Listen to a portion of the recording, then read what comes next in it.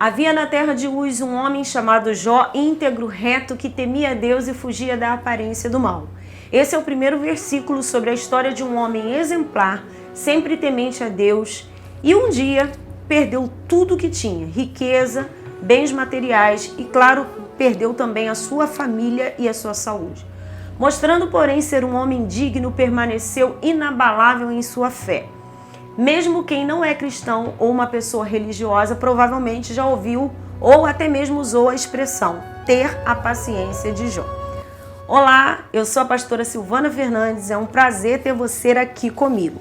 Antes de qualquer coisa, deixa eu pedir para você fazer algo. Se você não é inscrito aqui no nosso canal, tem um botãozinho aqui que você se inscreve aqui embaixo.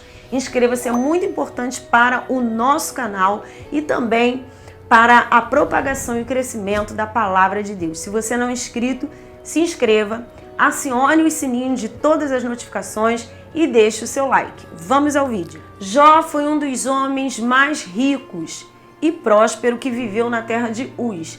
A localização dessa cidade é indefinida, porém uma das possibilidades, que é a mais aceita entre os estudiosos, é que Uz ficava em uma região ao leste de Judá e talvez fronteira com o deserto, porém era uma terra propícia para a criação de gado e agricultura. A Bíblia nos mostra que Jó era um homem íntegro, reto e temente a Deus. A prova de sua fidelidade pode ser vista na afirmação de que ele desviava-se do mal, conforme está no livro de Jó, capítulo 1, verso 1. Jó era um homem mais piedoso, correto, que viveu na face da terra na sua geração. Jó inicialmente foi pai de 10 filhos. No total ele teve 20 filhos. Os primeiros 10 filhos morreram durante o período de intenso sofrimento ao qual ele foi submetido. Mas depois Deus lhe concedeu que fosse pai de outros 10 filhos. Jó era casado, apesar da Bíblia não revelar o nome da sua esposa. Segundo o texto bíblico, a família de Jó provavelmente era bastante unida, pois seus filhos visitavam uns aos outros em suas casas e faziam banquetes onde se confraternizavam. Jó era um pai que se preocupava com o bem-estar dos seus filhos e continuamente buscava e orava a Deus de madrugada, consagrando seus filhos ao Senhor e oferecendo sacrifícios em nome deles. Jó possuía grande riqueza e desfrutava de alta posição social. A Bíblia nos diz que Jó era proprietário de 7.000 ovelhas, 3.000 camelos, 500 juntas de boi e 500 jumentas.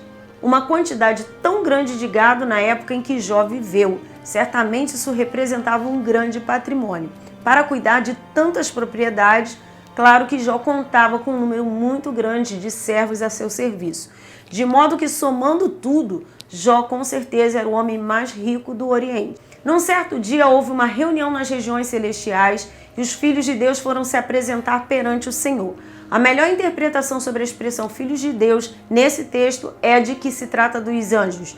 No entanto, no meio deles também estava Satanás, que havia vindo de rodear a terra e passear por ela. Então Deus perguntou a Satanás se ele havia observado Jó. Perceba que foi Deus quem iniciou a conversa sobre Jó. Ou seja, não foi Satanás que escolheu Jó para o teste de sofrimento ao qual ele foi submetido, mas o próprio Deus. Diante do testemunho dado por Deus da fidelidade de Jó, Satanás sugere que toda a sua integridade se devia ao fato de Jó ser abençoado por Deus e possuir tudo o que desejava. Em outras palavras, Satanás estava acusando de Jó ser uma pessoa interesseira, de modo que a sua fidelidade estava condicionada ao que ele possuía. E se ele perdesse tudo, certamente blasfemaria contra Deus. Então o Senhor permitiu que Satanás submetesse Jó a um teste, podendo ser tocado tudo que ele possuía, exceto a sua alma. Com a permissão de Deus, Jó perdeu todo o seu gado e seus servos foram mortos a fio da espada.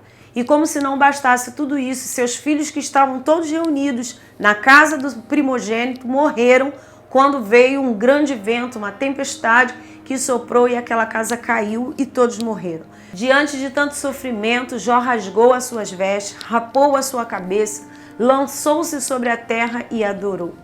É nessa hora que ele diz as conhecidas palavras: "Nu saí do ventre de minha mãe e nu voltarei".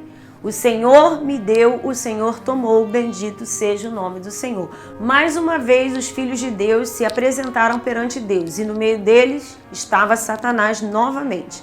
E o Senhor perguntou a eles sobre Jó. E dessa vez ele afirmou que Jó não havia blasfemado. Porém, ele desfrutava de saúde. Então, Deus permitiu que Satanás tocasse na saúde de Jó, de forma que não poderia matá-lo. Assim, Jó foi acometido de uma terrível enfermidade. Não é possível sabermos que tipo de doença castigou Jó, mas alguns estudiosos sugerem a hanseníase, eritema, varíola. Há uma grande dificuldade em determinar o tipo de doença. Muitos atribuem a lepra pelos sintomas que é apresentado no texto poético. Seja como for, o que sabemos é que Jó foi ferido com feridas malignas desde a planta do pé ao alto da cabeça, como podemos ver em Jó, capítulo 2, versículo 7. Apesar dessa descrição poder representar apenas um estágio da doença, a Bíblia também nos diz que Jó usava cacos para poder se raspar. Ao ver o marido imerso em tanto sofrimento, a mulher de Jó o aconselhou a apressar o fim inevitável, amaldiçoar a Deus e morrer. Obviamente, ela não sabia que a vida de Jó estava preservada por Deus e fatalmente compartilhava da opinião comum de que tudo aquilo era um castigo divino. A resposta de Jó para sua mulher foi de que ela estava falando como uma pessoa doida.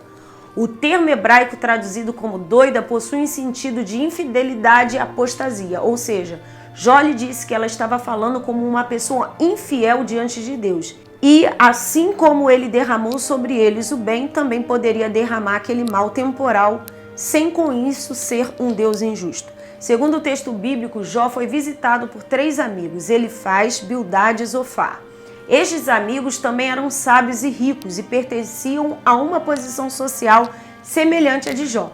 Os 3 homens foram ter com Jó em sua casa para consolar. A situação de Jó era tão complicada que, em um primeiro momento, seus amigos não o reconheceram de longe.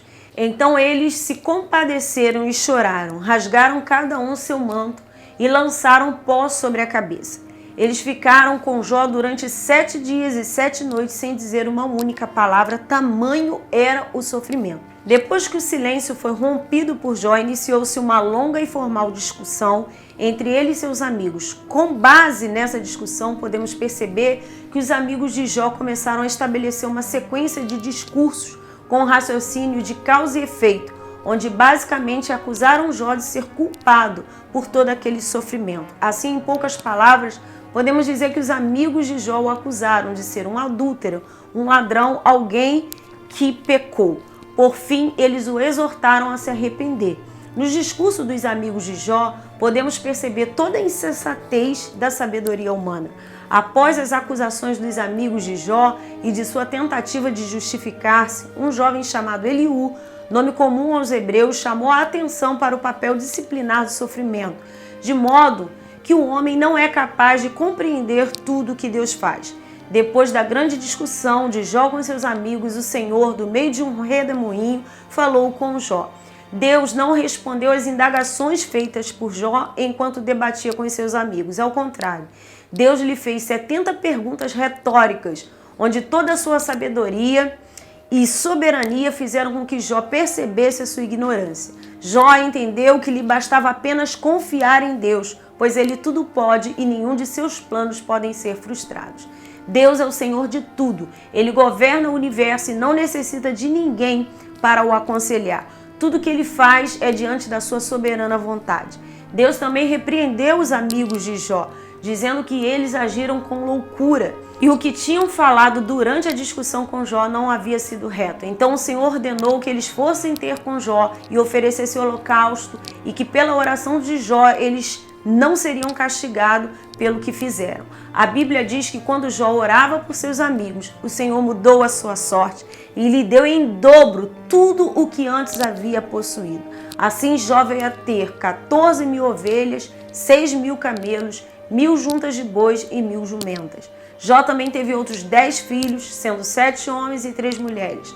As filhas de Jó chamavam-se Gemima, Késia, Querem e foram as mais formosas mulheres em todo o Oriente. Depois de tudo o que ocorreu, Jó viveu 140 anos e viu até a sua quarta geração, como está no capítulo 42, verso 16. Muito abençoado por Deus, morreu com idade avançada. Tiago, em sua epístola, se referiu a Jó como um exemplo de paciência em suportar as aflições que lhe atingiram. Eu quero encorajar você a também ter paciência e resistir tudo que lhe aflige.